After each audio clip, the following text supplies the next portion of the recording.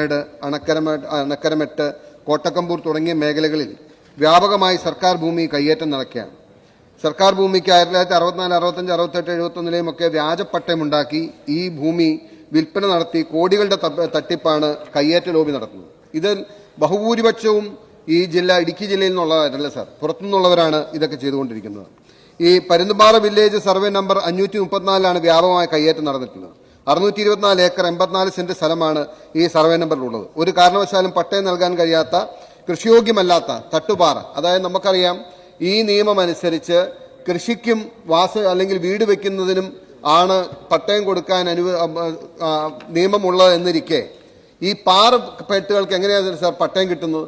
പാറക്കെട്ടുകൾക്ക് പട്ടയം കൊടുക്കാൻ നിയമപരമായ സാധുത ഇല്ലാത്തപ്പോൾ ഏക്കർ കണക്കിന് പാറയ്ക്ക് എങ്ങനെയാണ് പട്ടയം ഇഷ്യൂ ചെയ്യപ്പെട്ടതെന്ന് ഈ സർക്കാർ ഉത്തരം പറയണ്ടേ?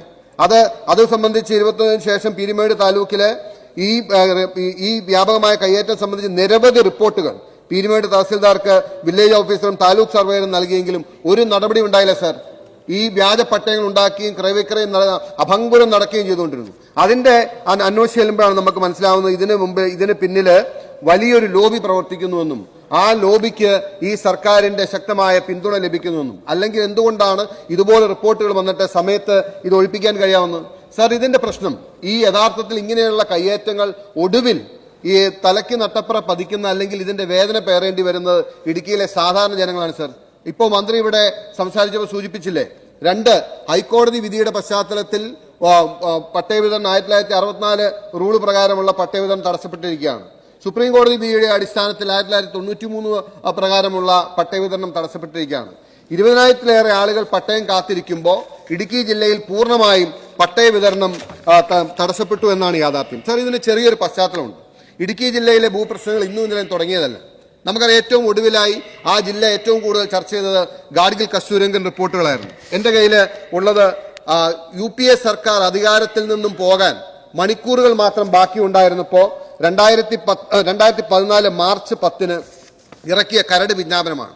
അതായത് 6 സംസ്ഥാനങ്ങളെ സംബന്ധിച്ചിറക്കിയ കരട് വിജ്ഞാപനത്തിൽ 5 സംസ്ഥാനങ്ങൾക്കും വേണ്ടി ഒരു അനക്സർ ഉണ്ടാവുകയും 6ാമത്തെ കേരളത്തിന് വേണ്ടി മാത്രം പ്രത്യേകമായ ഒരു അനക്സർ കൊണ്ടുവന്ന് ജനവാസ മേഖലകളെ ഒഴിവാക്കി അന്നത്തെ UDF സർക്കാർ, പ്രത്യേകിച്ച് ബഹുമാന്യായ ശ്രീ ഉമ്മൻചാണ്ടി അടക്കമുള്ളവർ എടുത്ത വലിയ എഫേർട്ടിന്റെ ഭാഗമായി അത് ഒഴിവാക്കി കൊണ്ടുവന്നപ്പോൾ ഇത്രയും പോരാ, ഇതില് ഈ തടാകങ്ങളും ചോലമേഖലകളും ഒഴിവാക്കണമെന്ന് പറഞ്ഞ് CPM അടക്കം സമരത്തിനിറങ്ങി അതിന്റെ പേരിൽ സ്ഥാനാർത്ഥി പിന്തുണയ്ക്കുകയും വലിയ വിവാദങ്ങൾ ഉണ്ടാക്കി ഞങ്ങളെ വലിയ പ്രതിരോധത്തിലാക്കി ആ പാർലമെന്റ് തെരഞ്ഞെടുപ്പിൽ ഈ ഇടതുപക്ഷ ജനാധിപത്യ മുന്നണി ഇടുക്കിയിൽ വെച്ച ബോർഡുകൾ എനിക്ക് ഇന്നും ഓർമ്മയുണ്ട് സാർ.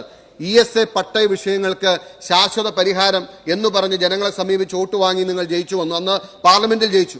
പിന്നീട് വന്ന നിയമസഭാ തെരഞ്ഞെടുപ്പിൽ ഇവിടെ ജയിച്ചു വന്ന മുഴുവൻ ആളുകൾക്കും അറിയാം, മുഴുവൻ ഇടുക്കിയിലെ മലയോര പ്രദേശങ്ങളിൽ എഴുതി വെച്ചത് ESA പട്ടയ വിഷയങ്ങൾക്ക് ശാശ്വത പരിഹാരം എന്നാണ്. പക്ഷെ നിർഭാഗ്യവശാൽ ഞാനൊരു കാര്യം പറയട്ടെ, അങ്ങ് മുഖ്യമന്ത്രി അടക്കമുള്ളതുകൊണ്ട് അങ്ങ് അധികാരത്തിൽ വന്ന് 3 മാസം തികയുന്നതിന് മുമ്പ് ഇറക്കിയ ഓർഡറാണ് സാർ എൻ്റെ കയ്യിലുള്ളത്. 9/6/2016 1ാം പിണറായി സർക്കാർ ഇറക്കിയ ആദ്യത്തെ ഉത്തരവ് ആ സർക്കുലറിലാണ് ആദ്യമായി പറഞ്ഞത് ഇടുക്കി ജില്ലയിലെ 8 വില്ലേജുകളിൽ NOC ഇല്ലാതെ ഒരു നിർമ്മാണ പ്രവർത്തനം നടത്തേണ്ടതില്ല എന്ന്. അതിനടിസ്ഥാനമായി നിങ്ങൾ സൂചിപ്പിച്ചത് 1801/2010 എന്ന് പറയുന്ന കേസിലെ ഡിവിഷൻ ബെഞ്ചിലെ വിധിയാണ്.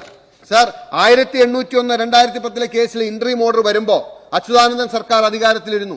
അതിനുശേഷം ഉമ്മൻചാണ്ടി സർക്കാർ 5 വർഷം ഭരിച്ചു. ആ സമയത്തൊന്നും ഇല്ലാതിരുന്ന നിയന്ത്രണം ആദ്യമായി ഇടുക്കിയിലെ ജനങ്ങളുടെ മേൽ അടിച്ചേൽപ്പിച്ചത് അങ്ങാണെന്നത് അങ്ങ് വിസ്മരിക്കരുത് സാർ. കാരണം അങ്ങ് ആ തെരഞ്ഞെടുപ്പിൽ ജയിക്കാൻ വേണ്ടി, ഇടുക്കിയിലെ ഭൂരിപക്ഷം സീറ്റുകൾ ജയിക്കാൻ വേണ്ടി ESA പട്ടയ വിഷയങ്ങൾക്ക് ശാശ്വത പരിഹാരം എന്ന് പറഞ്ഞു വന്നിട്ട് ഇത് ജനങ്ങൾ